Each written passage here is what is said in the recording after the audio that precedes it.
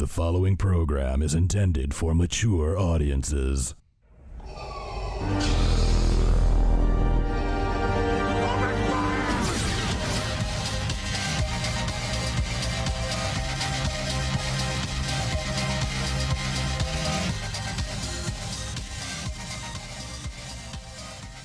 Howdy, nerds! How's everybody doing tonight? So we're going to do this differently because of, I need to set this up properly. So, coming up this week on your Cosmic Disasters Show, we're going to be telling you about ways to prep for your very first Comic-Con. We've got your top 5 tips for displaying your collectibles on the cheap, and a very special interview with the Mandalorian armorer herself, Miss Emily Swallow. All that and more this week on your Cosmic Disasters Show. Stick around, and then I'll have like do-do-do. So I'll chop it. I'll fix it. I'll fix it in post. Okay? Yeah, you got it? Okay, I'm sorry. Jake Wellen on the ones and twos, ladies and gentlemen. Hit the applause button. So jamming on the one. There you go. There we go. All right, so welcome to your Cosmic Disasters Show. I am Tommy D, the ringleader of this circus, and we have some very, very special guests with us this evening. We've got Alan. He is the owner-operator of Applejack's Toys down there in the Elwood. So how's it going? I'm doing good. How you guys doing? Doing all right. Doing all right. So tell us a little bit about the store. Like where can we find it? What's inside of it? All that good stuff. I have 1,000 square foot toy store in Lakewood, Ohio, directly across the street from Madison Park. We are open Wednesdays through Sundays, and my wife and I own and operate it. We carry classic vintage toys starting from the 1960s up until today. Outstanding. I've been in there quite a few times, and you've taken quite a bit of my money too, I believe. I like money. It's I know my you second favorite thing. Right? I know. Yeah. And also joining us on the couch this week, Angel, comedian and member of Neotac. How's it going? Hello. You are a hardcore collector, yes? Yes, sir. All right. I have one question for you. Yes. What is your most prized possession? Oh, I don't know. I get that question quite a bit. Do you? Yeah, because like as of lately, it's been like Marvel, DC, the Kingdom Come line. The Kingdom Come line is like what I've been really.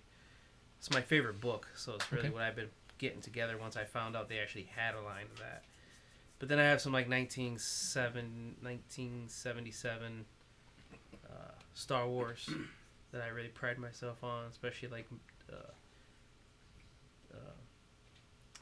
Jeez, I'm drawing a blank. You have that The Bounty Hunter. Dang it. Boba Fett, yeah. So I have like 2. One has a gun, the other one's missing the gun. So, but yeah, I just... Mine is the Darth Vader. I've got the 77 Darth Vader over there with the telescoping lightsaber. Nice. Yeah. Oh, you have the telescope. Yeah. No vinyl cape Jawas though. Or what's the other one? Was it the red or the blue snaggletooth? I know one of those is blue. It's the blue. Yeah, that one's out there. Also joining us is General Knowledge. Now you have nothing to say, right? No more jokes for me.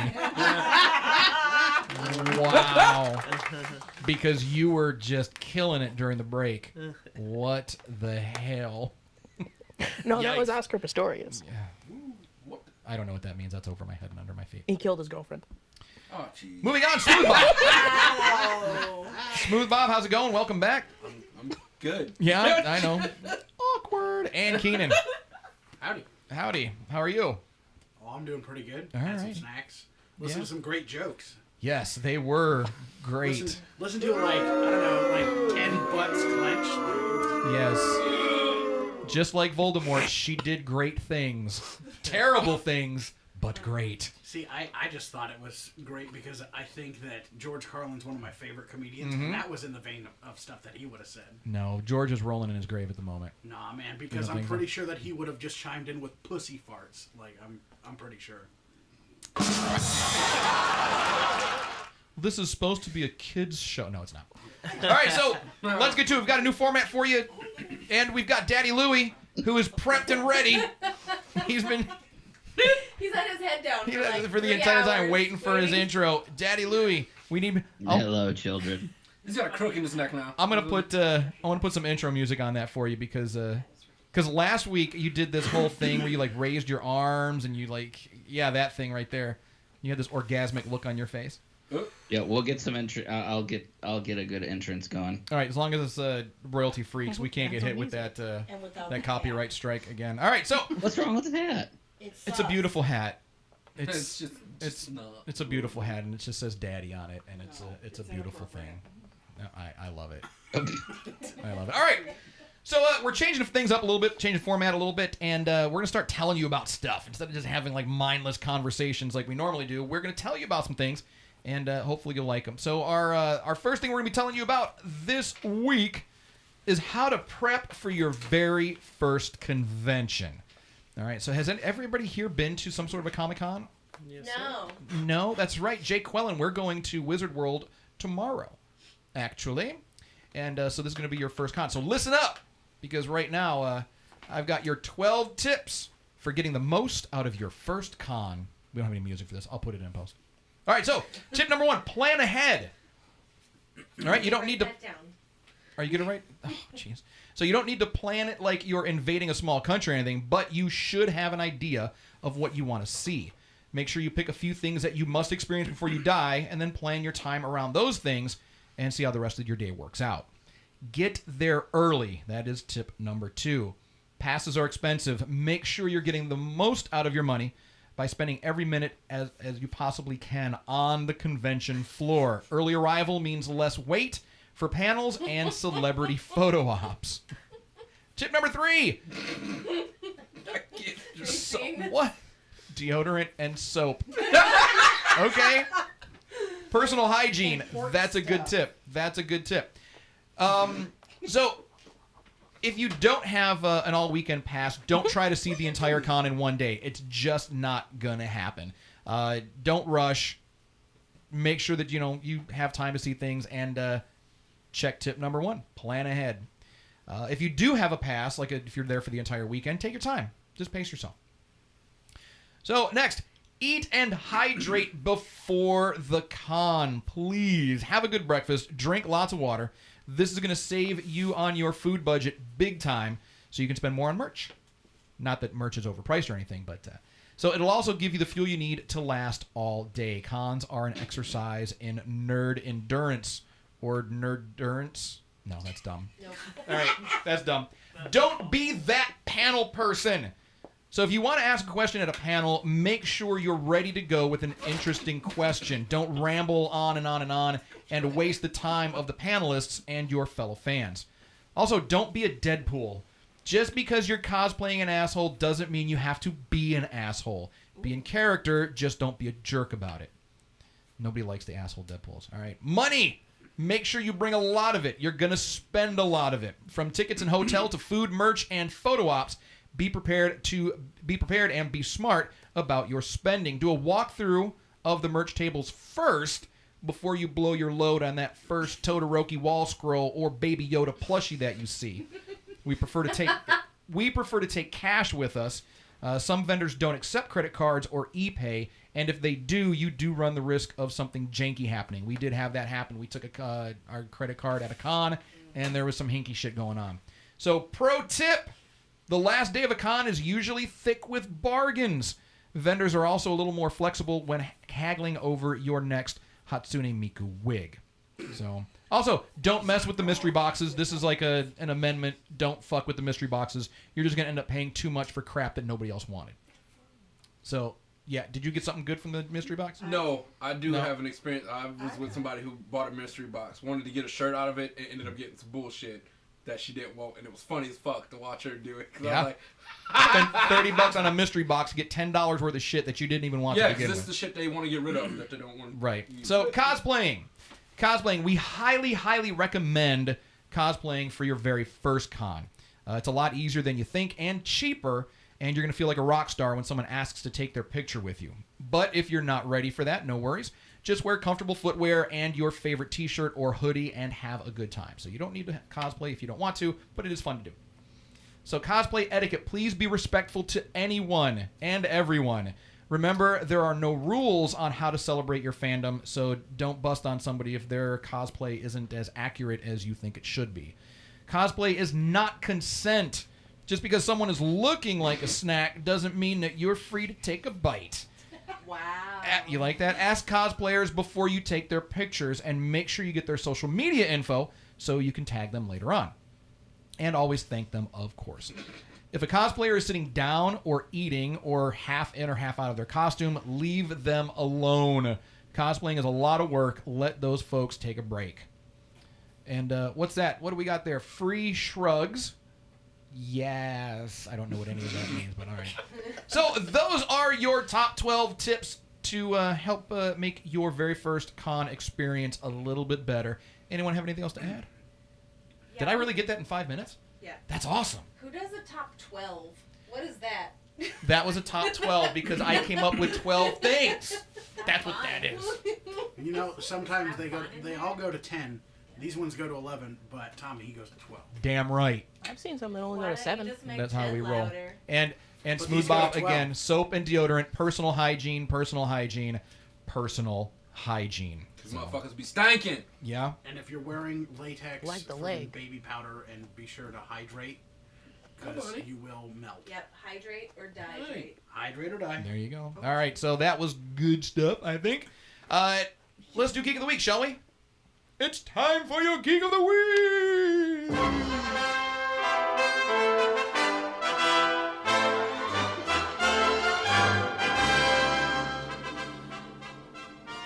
This is where the Geek of the Week will go and post once we find one. We done did it. Yeah, so that happened. All right, you can go ahead and kill it. Kill that noise. All right. All right, so Jay Quellen, you're going to be giving us your top 5 best tips for displaying your collection on the cheap. Yeah? Should we move the camera? You want to sit where I'm sitting? No, that's All right. okay. Wait. Because we just need to sit and listen to people talk some more and Yeah. not let anybody say anything. That's fine. Hi. Hi, everybody. What? All right. There. Hi. So, Ooh, bag. what camera do we want to be on? Not them. Not those fools. What? What? I'm just kidding. You do that, I'll switch cameras. So I am going to talk a little bit about what you just said. I'm sure I'm absolutely the worst person to discuss this because I'm super unorganized and I don't collect things.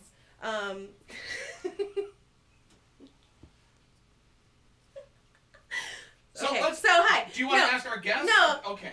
I'm sure you guys have input, so that's what I'm saying. Like, I am not really an expert on the subject, so, you know, that's what research is for. But also, I would like some feedback from the people here who do this thing. You know, I grew up around a lot of curio cabinets full of precious moments, and I hate them. So, all right, so I wish we could like move your camera around so we could show all of the displays that you have down here. But so number one, glass display cases for figures and things like that. You don't really want people touching all your stuff. And it looks cool and sleek and it keeps your space like open so you don't have a bunch of like things breaking up your room. You might want to add some LED lights for fun effect. Number two, bookcases. You know, since we're talking on the cheap, you know, check out Facebook Marketplace, check out IKEA, things like that. Put these things together yourself.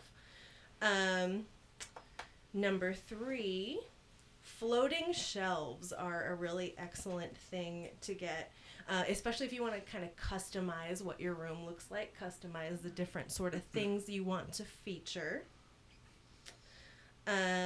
Number four, if you want to kick those floating shelves up a notch, get the LED floating bar shelves. That's a cool sort of effect, especially depending on what you're featuring. And number five, you can get individual display cases for the truly elite things in your collection. You can keep things safe, you know, anywhere in your room. You want to put, like, I have this one little guy I want to put here on this table, but I don't want the cat to knock it over. An individual display case is excellent for that. Amazon is my friend, and you can find a lot of these things on there. I personally, I do have a collection, I will say, I have over 200 dolls.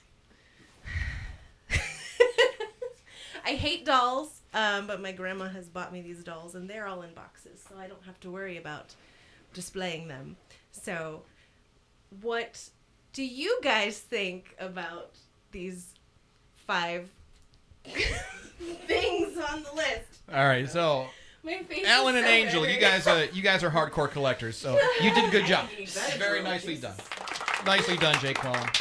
Especially for being put on the spot like that. All right. So, Alan, Angel, you own a store, Alan. So, I mean, you have to be able to display things and to help keep costs down. So, I imagine you've got some creative ways to do it on the let's cheap. just say I went to college for visual art. Okay. I wanted to be a window dresser. One of my earliest career choices I ever wanted was to be the guy in the movie Manic. My wife hates that I ever bring that up, but that was like Andrew what I McCarthy. wanted to do with my life. Yeah, but Kim Cattrall, though, I mean, Yes. yeah. And the dog Rambo, everything. All of it. Yeah. That's So, awesome. I've always been interested in displaying things, and I do have some tips if Yes, absolutely, please. if you like for me to go ahead. One of the things on the cheap that a lot of people just ignore, and it is easy to come by, is aquariums. An upside down nice. fish aquarium with a photograph in the background, right on top of any mantelpiece, anything. You can find them cheap to free on Craigslist, especially if they're cracked around the back where you're going to put the picture. And you could dust cover numerous things. I liked what you said earlier with LED lights. You Yeah. should never use any kind of UV lighting because it destroys plastic. And then you have petroleum leaking in plastic, which will discolor it or make it brittle. So it is good that if you are going to display old plastic toys or collectibles, you should make sure you're keeping halogen or fluorescent lights away from them. Try to only use LED lights, like you said. Right. IKEA, you were saying Amazon's your friend. IKEA actually makes Detloff cases, which are affordable for in the house. Mhm. But if you come to Applejack's, we have the ones down the center row. I forget what they're called, but they're the metal medicine cabinet looking types, and those are better because they have a wider bases for tipping over if you have animals. Oh, okay. That type of thing. So the base actually spreads out. So if you're doing, say, like Star Wars helmets, Mhm. and you don't want that case to go, it's Right. nice to have a wider base on those. That's a good point. So those cases are great. And another tip, sorry to keep No, go for the it. way. No, that's why When you're you're here. I wanted to ask you to do this. When He you're- was like, no, don't impose on the guests. And I was When like, you're when you're looking into a display case and you notice how people will build things up on risers. On Amazon, those are called nail polish risers. They're not called action figure risers. They're nail polish risers for women or men who work in nail salons and paint people's nails, and they're much cheaper than if you buy them for action figure risers. Oh. Nail polish risers. And then, like those things, we have them all over our store. When you look in the cases, it makes the Star Wars figures rise up Yeah. as they go back. That's Oh. awesome. You can buy spray paint. Are they clear usually? Or They're they, clear, So you yeah. can spray paint on the inside? So, If you or- wanted to, but usually you want to keep that stuff clear because your light's shining down from the top. Yeah. through. And then you want it to go through and then go up. and it just oh, helps yeah, yeah. keeping shadows from stuff throughout the bottom of your case. Oh, that's a good idea too. Yeah. Okay. All right, Angel. What about you? Yeah, they're generally made out of acrylic. Acrylic. Yeah, they're really nice. You can find places that are closing down or going clearance sales, and estate sales are good spots too to stop at. I buy them at Apple Display on Brea Road. Really? There's Mannequins, display cases, anything there. Oh yeah, I need to check them out. you guys ever heard of Price Drop? What is it? Price Drop? Mm-mm. Well, look it up. There's one in Elyria, Yeah. but there's I heard there was one in Cleveland. I haven't visited there yet. So like they get like returns from Amazon and like anything. So like you'll go there and Saturdays they get new shipment. It's like $7. Sunday $6. Monday I $5. think they just got a Home Depot one. And they just keep keep dropping. And like there was a NECA Jason there, like fully intact. It was going for $7, and I was like, and I don't even collect horror, but I just know the value Right. of it. I'm like, oh, Yeah. instead of selling it for crazy price, like I'm gonna get more than $7 for it and save somebody in the group money. You know, so if it's like $65, maybe I'll sell it for like $40. You know, and everybody's happy. That's you a know, good deal. so And then they have some acrylic stuff there too. You'll find some shelving, floating shelves. People find projectors. Really? Yeah. Apple Watches. Yeah. And this is where again? It's called Price Drop. There's one on Griswold Road in Elyria. And then there's one in Cleveland. That one I have yet to stop at. The funniest thing about it is people will go in there, buy an Amazon return, take a picture of it listed on Amazon. And then For sale. and then But get now their it's money used. off that. Yeah. Well, it's just funny because it was an Amazon return, but now it's on sale Now it's again on on again. Amazon. Yeah. All right. Well, that's actually pretty smart though. Well, it's like I mean, you know, you're. I mean, yeah, if you it's think taking a lot of if time, a lot of you work. think about for it, a yeah, couple they're throwing bucks. this all in the bin. You're not paying somebody, an employee, to move this stuff. So it's like, here you go. Yeah, dig Here's it a out, bin, yeah. and then you can make all the money you want. We don't care. And then it ends up back on their site. So then they sort of recycle the money they made. So it's just like, that is kind of lucrative. That's perfect. Yeah. That's now. Tell me a little bit more about Neotech. So Neotech, I got on. I don't know when you got on. It was like 2-3 I think I'm in years the top ago. I think I'm in one of the first 50. I had to be in the first 50. You had to been, yeah, because you were at Big Fun. Yep. You were at Big Fun. So I was at the Exchange in Elyria, and I really started getting into. Once I found Edward Scissorhand, I says, "Oh, like a whole display case just completely transformed in my mind." I says, "Okay." So now I have movies that and DVDs standing up next and the figure right next to it. Nice. So when people see that, they feel like they're in a museum. Like that's like the first thing when you walk into my house. So I ran out of room in my office. Like you can't even see my wall. So I'm like, all right, I'm gonna take stuff out of my room, movie stuff. So I was picking up Avatar. Like I found like everything, and I was like, oh, cool. Even the flyers that they fly on and everything, like the blue one and even the big red one, and like they're to size, and it's awesome. So I says, okay. So this guy sees me. He's like, hey, you heard of Neotech? And I says, no. I said, what's that? He's like, you collect? And I go, yeah. And he's like, yeah, join the group. So I'm like, okay. So I joined the group, and there was only about like 700 of us. And then next thing you know, there's like up to like what 20, probably more. Is that high now? It's like 3,000 or something. So they're up there, Right. And I mean, just immediately, I mean, these like you have like Jerome, what's Jerome's last name? Thomas. Jerome Thomas and Rick Stupid Lozano. Steelers fan. He's And a Steelers yeah, fan. yeah, and then Rick I Lozano. love the guy dearly. I just can't change him. So. Yeah, yeah, and they're both avid GI Joe collectors. Between Alan and Jerome, I mean, two of the most impressive collections I've ever seen. Really. And so Jerome and Rick Lozano, who's an amazing artist, they I went with my boys for the first time. I have a 6 and a 10-year-old, and we walk in and they're just like, hey, welcome, and I'm like, cool, this is really neat. And I'm looking around at stuff, and I turn around and my kids have stuff. I'm like, where the heck you get that stuff? And Jerome and Rick are like, that's on us. So paint the picture. Where were you at? Was this Melt or? Is This was Melt. This was Melt. So yeah. so what they do, just so people have a kind of a clear idea, is on Tuesdays.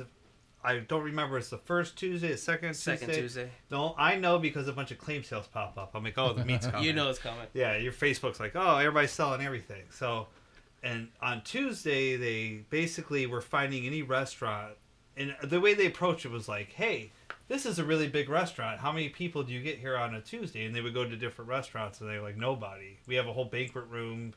So they'd find restaurants that had nothing going on a Tuesday. Like, instead of trying to rent this room out, which you're never going to rent out, let us have it for free, and we'll guarantee all these people will drink and eat. And just about every restaurant they've gone to has been like, heck yeah. And these guys that he was talking about, these admins, they've organized it where they set up like a convention once a month. And it's all just toy based. But there's comics, there's comic artists. I met James Groman, one of the guys who created a lot of the original Mad Balls and did all the reissues for Kid Robot. He came up at Barnyard Commandos. He was there once. He's a Clevelander from American Greetings. So you meet cool people. Everybody's real. Kenny Kid from the radio station. Yeah, everybody's real generous, like he's saying with his kids. So go ahead. I'm sorry. Yeah, it's just real family oriented. You know, I met Alan through the group, and I would always go to Big Fun, and I recognized him there. And then when he opened up Applejacks, it was just, I mean, all the admin went over there and supported him. That's very And cool. there was one in Southern Ohio, I think, and they all got in a van. And they were like, hey, everybody at least spend $20. We're all going to go down there. Everybody chipped in gas. And they end up spending $800 at a mom and pop store. You know, just real family friendly. And then the one with the donation, a gentleman, I believe, I don't know if it was a fire or if he lost his job. I forget. But it was an unfortunate event. One of the members, and he had like 6 kids, and real great dad. And him and his wife lost so much, and they just went down there with bundles of like toys and clothes for them. I remember one year it was for they do it every Christmas. They'll pick a family and a charity, and we all pitch in and have raffles, and it usually brings in a lot of money. And one year it was for a foster family that brought in 2 new foster children. That's what. Yeah. It was. Yeah.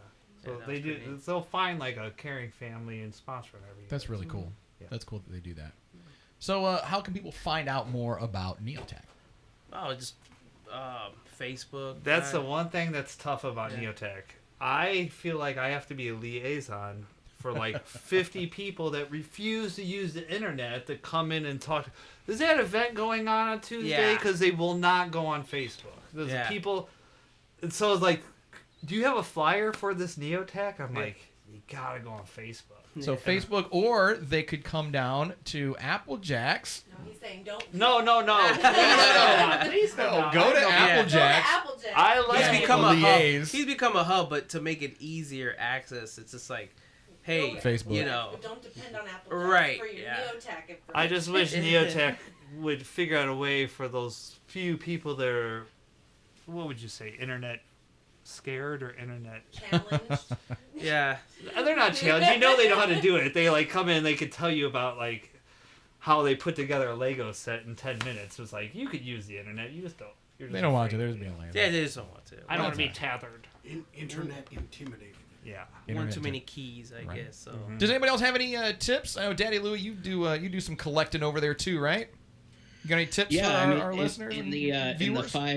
the 5 things that Jackie mentioned, like right behind me, there's like 3 of them. So you got like the glass cabinet, and you got the bookshelf and the LED lights and stuff. So no, everything that everybody said was pretty spot on. The one thing that I would say is that if you wanted to do miniatures or something smaller in size, like the Detolf cabinets that IKEA makes are great, but the spacing between the shelves is very large. So if you have little things that you're wanting to display, I do have a hack, if you will. You can check that out on our YouTube to add extra shelves to those cabinets for pretty cheap, and it's pretty easy to do. So that's what I have here behind me. So there's like 7 shelves instead of just 3 that come in the base thing, and I have all my miniatures displayed on there, and you can still use the LEDs real cool. So go check that out on our YouTube channel. Look at you plugging the YouTube channel. That's what I'm talking about. Well done. That's good. That's product placement right there. All right, so I know everyone's excited about this. We've got our interview now with Miss Emily Swallow. She is, among many things, she is the armorer on The Mandalorian. So we're going to check that out right now, and we'll be back with more of the Cosmic Disaster Show. Don't go away. Drop. So we're joined this week by the lovely and talented Miss Emily Swallow, star of stage and screen. Thank you very much for joining us this week.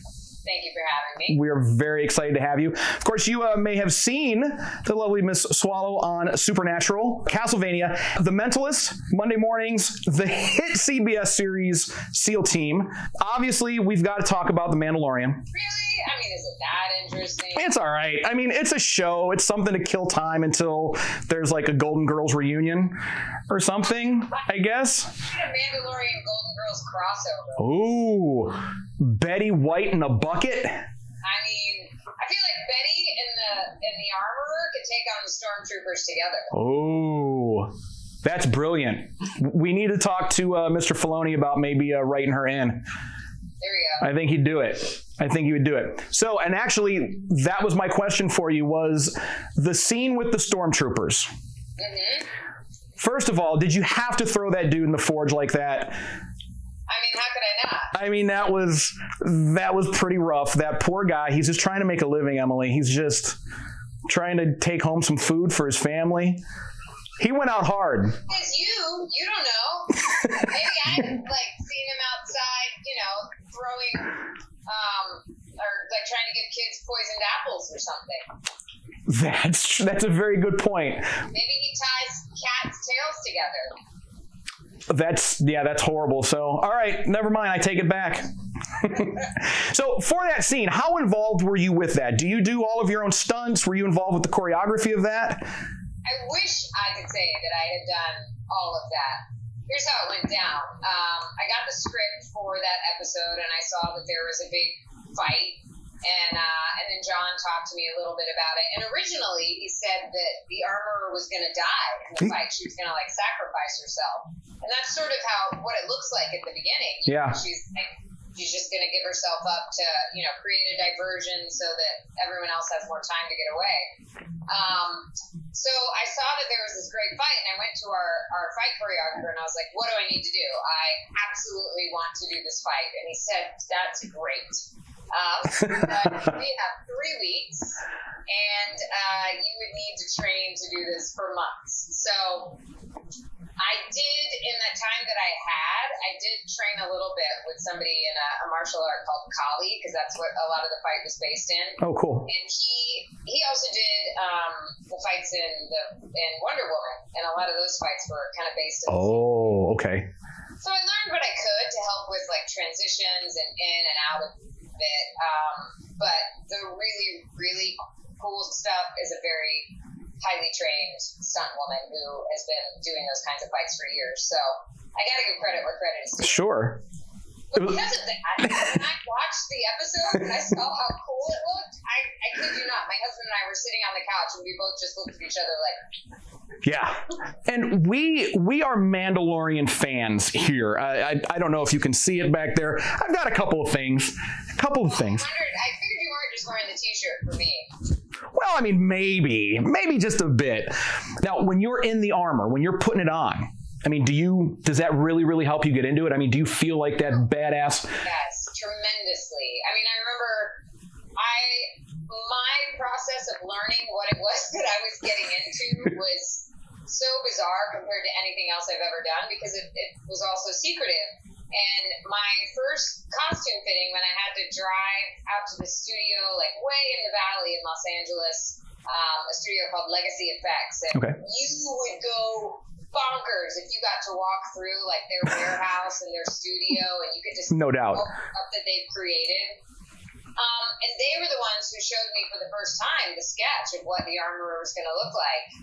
And I was like, okay, now I understand. Now I understand what I'm getting into. And I just think that armor it's beautiful. The leather parts of it are so supple and it has a softness to it, but it's still so strong. Yeah. I love that it's unmistakable that she's a woman, but it's not particularly feminine. It's just this is a girl. Big deal. Right. And wearing it, definitely, it just made me feel bigger. There were definitely pitfalls to wearing it. It also meant that I could hardly see, so I ran into things a lot. Yep. Those of us who were Mandalorians were bonking helmets a lot because we were trying to get around and were disoriented. There's a clown show in there somewhere. But yeah, it definitely, wearing that did so much work for me to feel just the size of the power of this woman. Absolutely. This was awesome. Thank you for taking the time. It's great to talk to you, and I'm glad I get to meet you in person. Yes, we are definitely looking forward to that. So don't forget, you can check Emily out on SEAL Team. That's every Wednesday night at 9 p.m. Eastern. And what else do you have going on? You may see me pop up again on Supernatural. Ooh. And then Castlevania is coming soon. Yep. People are super stoked about Castlevania. Yeah. So there's things that I don't know about the last season, but from what I know about it, it's going to be great. Outstanding. We're looking forward to it. So, Emily, thanks again. This is awesome. Thank you so much. I cannot tell you how awesome this was for us. Thank you. It was a pleasure. You guys are great. Thanks. I think that. There we go. All right, awesome interview. Emily, thank you very much for allowing us to talk to you. We had a good time, and we're looking forward to seeing you at Wizard World. That's going to be awesome. So, Keenan, during the interview, that hasn't happened because we haven't dropped it in yet, you were talking about ways to store cards, trading cards. Sure. The two that I've seen that are the most useful would be there's some heavy-duty plastic covers, sleeves for your cards. Keeping them in binders and stuff like that is usually helpful. But one of the things that can ruin them when you have them in storage like that is any humidity. Okay. And so there are these boxes that you can get for cigars called humidors. And you can find all sorts of cheap and knockoff brands of those. And if you store some of your collectibles in that, if you're worried about them being, if they're fickle with humidity, that's something that can be very helpful. Nice. And nice. keep things away from the sun. See, so many people put things near the window. Yeah. They get bleached out, right? I just find my Millennium Falcon and it's a white blinds behind it. Yeah, and you see two-toned and then mirrors.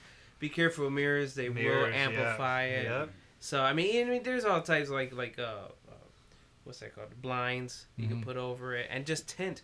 Use card tint. It's very easy to apply. We have in our store, like in the top half of the window. Look at that. Yeah, you can just use regular, just tint it for cars. You can find them like at AutoZone or something. Also, UV baby oil spray, sunscreen for babies, 64 really? proof. You could spray that on plastics. They'll help protect them. Nice. It shines them up too. It's a good cleaning technique. Okay. You know what? I think I asked Alan this before. What about cleaning them? Because people, I've seen them where they're like kids have put markers on them, and then some guys have done good jobs of taking that off. And I think I mentioned that. I literally leave the store, and probably 3 days a week, I'm sitting over my own kitchen sink cleaning toys. Yeah. Like scrubbing. With Dawn, I have different pencil erasers, magic erasers, Goo Gons.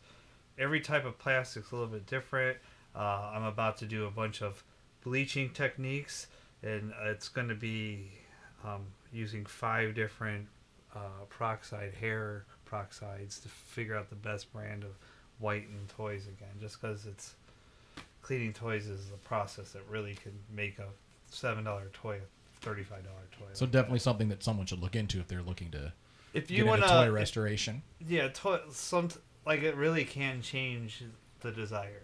If it just, it's also if you're selling vintage used things, if you clean them the best you can, that really changes people's mind. If they think, is this a thrift store or is this a resale shop? Right. You know, there's just that little difference, and a lot of it has to do with, did you try to find something clean and you want to present something like the best you can? If you just throw a bunch of dirty stuff out, garbage in, garbage out, and then people don't look for good things. Right. Yeah. Right. Great tips. Thank you, everybody. Daddy Louie, sir. Hey, you're up. Let us know what's going on this week on But Is It Good? What you got coming up for us? So, But Is It Good? My weekly show will be, it keeps coming out on Saturdays, so that's real good.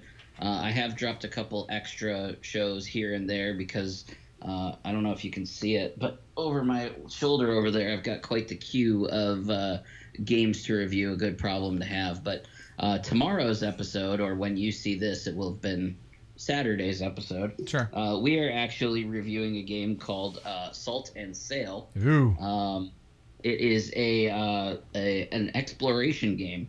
It is an open world board game in which kind of like Assassin's Creed or something like that, but it brings that element of exploration to the board where you don't everybody has the same goal, but not everybody has to go about that goal the same. You can kind of choose your own path, upgrade your characters and your ships, and that's pretty neat. So definitely check that out over on our YouTube channel. Thank you very much. And we should probably coordinate stuff